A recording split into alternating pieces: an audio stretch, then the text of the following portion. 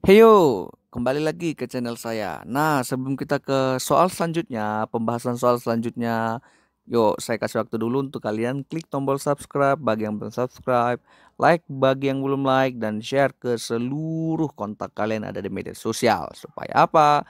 Supaya sama-sama belajar ya, mendapatkan ilmu yang sama. Nah, oke ya, saya tunggu. 5, 4, 3, 2, 1. Nah, kalau udah baru kita akan lanjutkan ke pembahasan soal. Terus di akhir video nanti ada kotak ya. Itu kalian bisa klik untuk menonton ke video selanjutnya tanpa harus bolak-balik lagi. Oke? Sampai bertemu di soal berikutnya.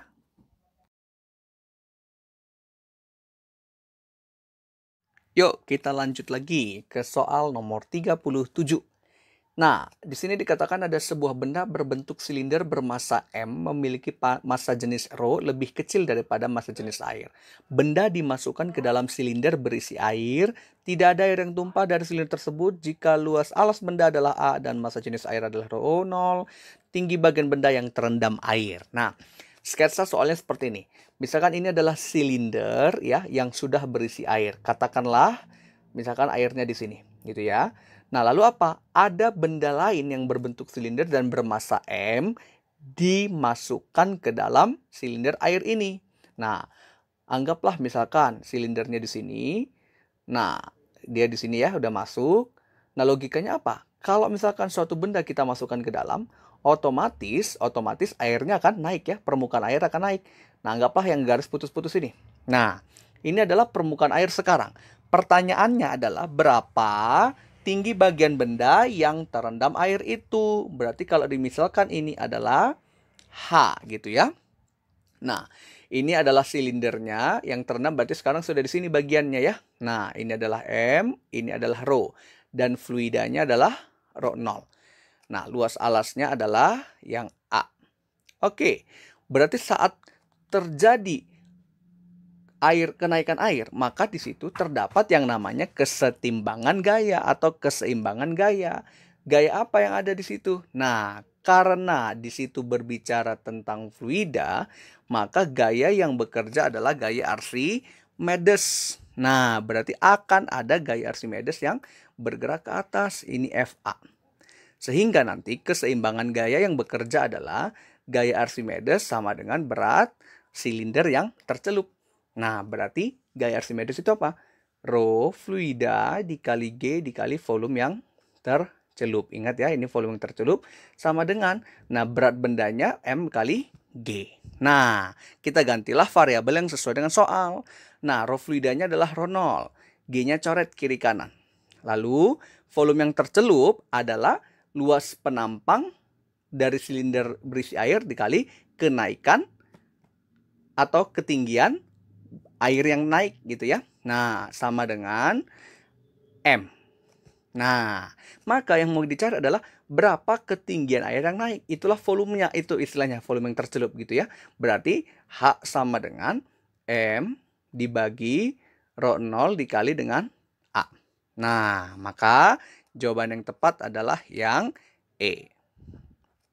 Nah, jadi konsepnya hanya keseimbangan gaya Archimedes dengan gaya berat. Karena ada yang naik ke atas gitu ya. Ini istilahnya kan volume yang tercelup. Nah, volume yang tercelup itulah kita gantikan jadi A kali H. Itu logikanya di situ.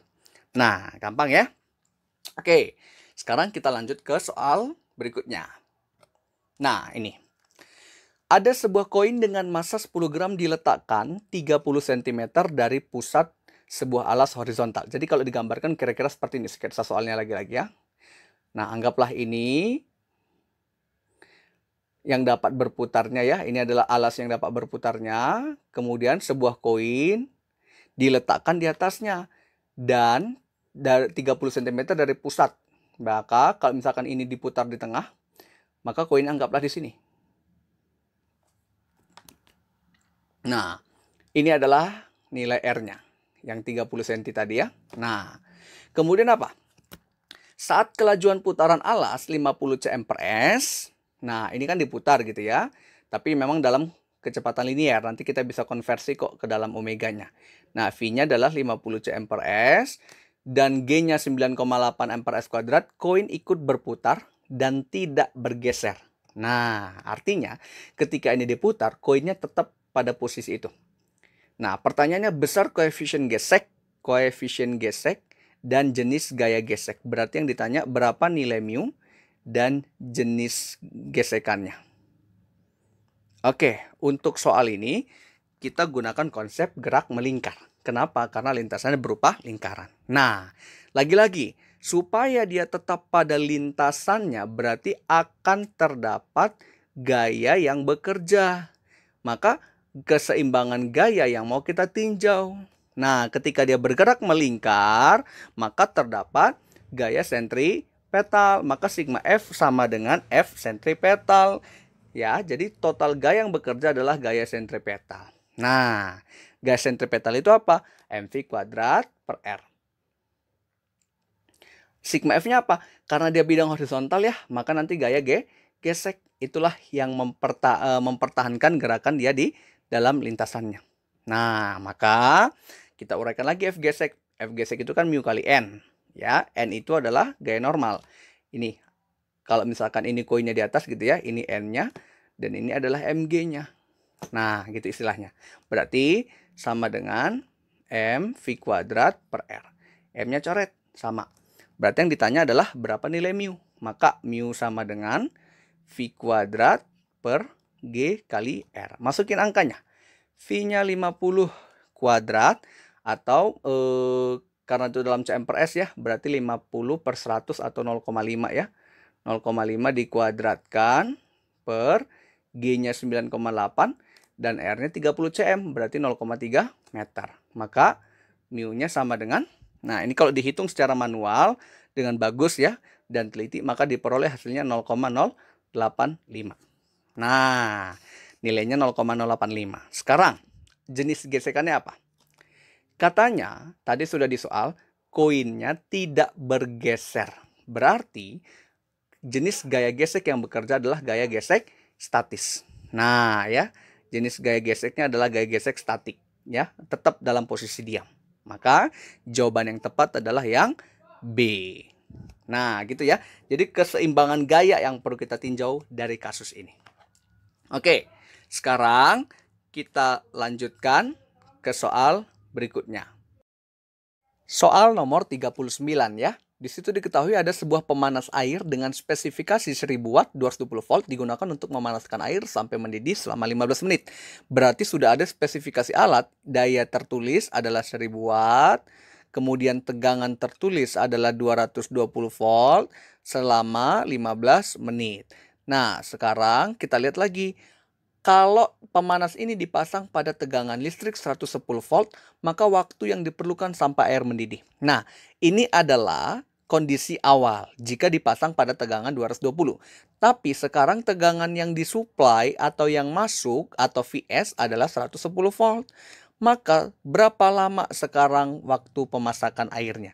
Nah, logikanya kalau tegangannya lebih kecil dari tegangan yang dibutuhkan, maka waktunya akan lebih lama. Sehingga yang A pasti salah. Gitu ya. Nah, sekarang karena tegangannya sudah berbeda, maka kita cari dulu berapa sebetulnya daya aktual yang digunakan. Jadi daya dari alat listriknya berapa gitu ya. Nah, dari mana?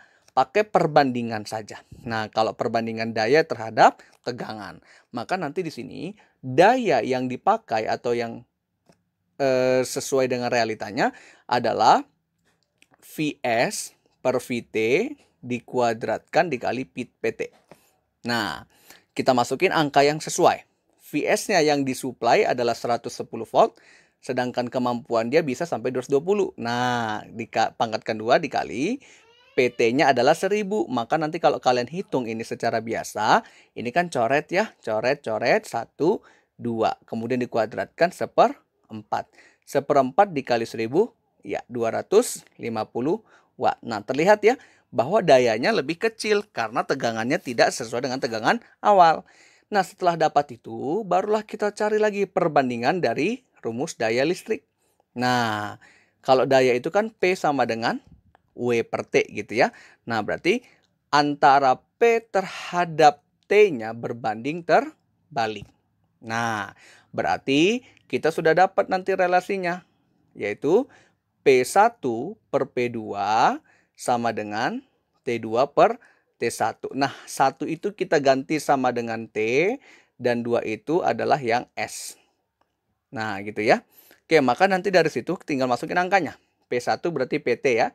PT-nya 1000, PS-nya adalah 250, sama dengan T2-nya itu adalah yang ditanya, sedangkan T1-nya adalah 15 menit. Nah, ini kita selesaikan, coret-coret, ini 4, ini 1 ya. Baru kali silang. Maka T2 sama dengan 60 menit. Nah, terlihat kalau tegangannya diubah menjadi setengahnya, waktunya menjadi 4 kali lebih lama. Nah, itu logikanya. Maka jawaban yang tepat adalah yang D. Jadi kita gunakan ini, daya alat listrik serta daya listrik perbandingannya seperti ini. Oke ya, tuh untuk nomor 39.